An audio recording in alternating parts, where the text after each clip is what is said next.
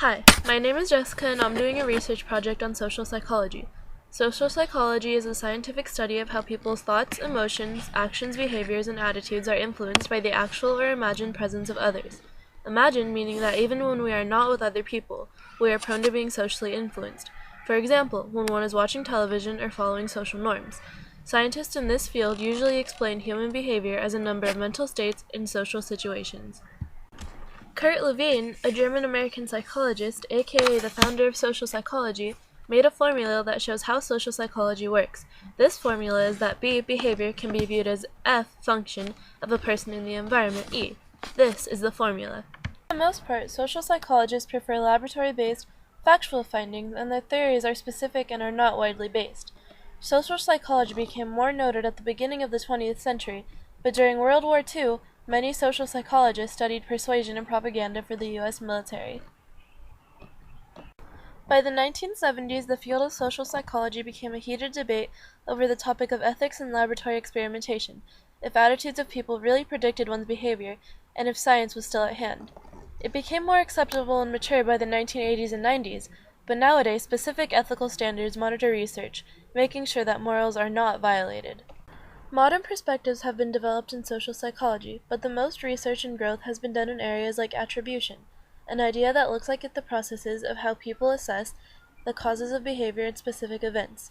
Social cognition, the deciphering, storage, retrieving, and processing part of the brain that relates to other people, and self-concept, how someone views themselves, their actions, and their own behaviors. Attitudes are also a large area of study. Attitudes are simple expressions, approval or disapproval, likes and dislikes. Social psychologists often study people's attitudes, but because people's attitudes change based on the situation they're in, attitudes are not something to rely on for solid information. For example, one may value the environment but not recycle on a certain day. Social cognition is a growing part of social psychology. This studies how people perceive, think about, and remember information about others. Like I said before, a major area of interest in social cognition is attributions. Many attributions are biased, studies have found. The self-serving bias is when people make dispositional attributions about other successes and causes for failure. This often happens when one's self-esteem is in danger.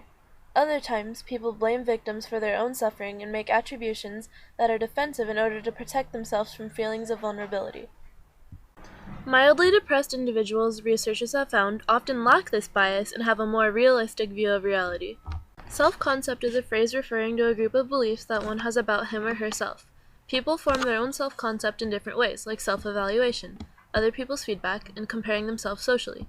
When people compare themselves to others, it allows them to gain information about themselves. Then they can make inferences that then relate to their self-esteem. These social comparisons can be one of two, upward or downward, for people that are considered above them and for people that are considered below them. Oftentimes, when people make comparisons that are downward, it is to raise one's self-esteem. One of the most studied and influential theories in social psychology is cognitive dissonance. Cognitive dissonance is being uncomfortable because of a conflicting cognition, idea, value, or emotional reaction. This theory, proposed by Leon Festinger, says that people have a motivational drive to stop these feelings. People try to stop these by rationalizing with themselves, or justifying it. A good example of cognitive dissonance is smoking. Cigarettes increase the risk of cancer and it takes years off people's lives. This threatens many people's self-concept. People believe that they are intelligent and rational beings, so in order to rid themselves of this feeling of dissonance, they would say something like, "I'm going to die anyways, so it doesn't matter." Social influence can be shown in varied forms. A few of these that are being researched by social psychologists are obedience and conformity. Obedience is a type of influence that comes from an authoritative figure.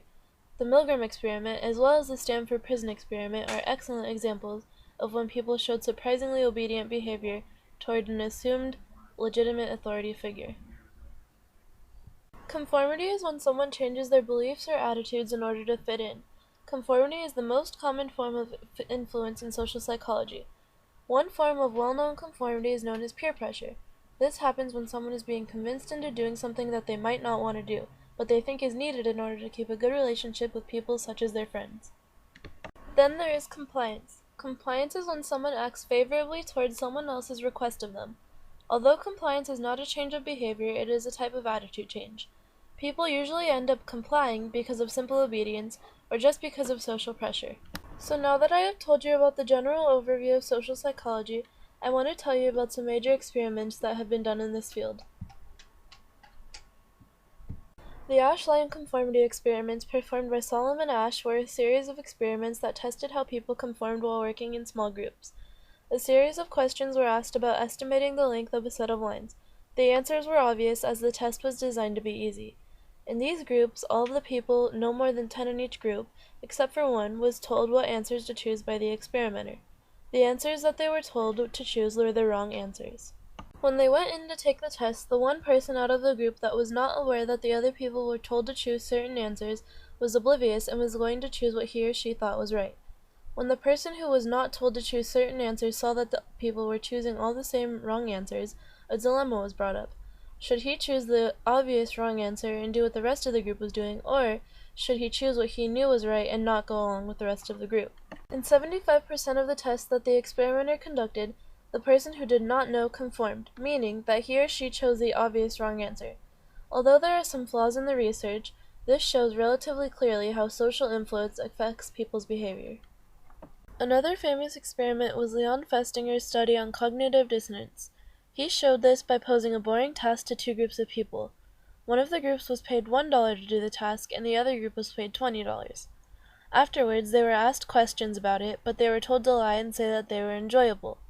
The results from the experiment showed that the group that was only paid $1 said that they enjoyed it more than the group that was paid $20. This happens because the group that was only paid $1 felt more dissonance than the other group because they lied and said it was enjoyable all for just $1, when it wasn't. The other group didn't feel as much because they were paid a larger amount of money. One of the most pronounced experiments in social psychology is the Stanley Milgram shock experiments. This experiment examined how far someone would go obeying an authoritative figure. In this experiment, there was a person playing the role of a teacher and a person playing the role of a student.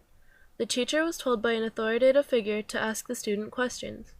If the student got the questions incorrect, the teacher was told to shock the student with a fake electric machine that the student was hooked up to. The catch is that the teacher didn't know that the shock machine was fake.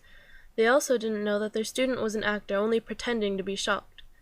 The machine had a range of shocks from 15 to 400 volts. Out of the 40 subjects involved in the experiment, all of them, even though they were uncomfortable, administered shocks to their students of up to 300 volts under the order of the experimenter. 25 out of 40 subjects, more than half, shocked their students with a maximum 400 volts. This clearly shows what authority can do in society, and how people are easily influenced by the people around them.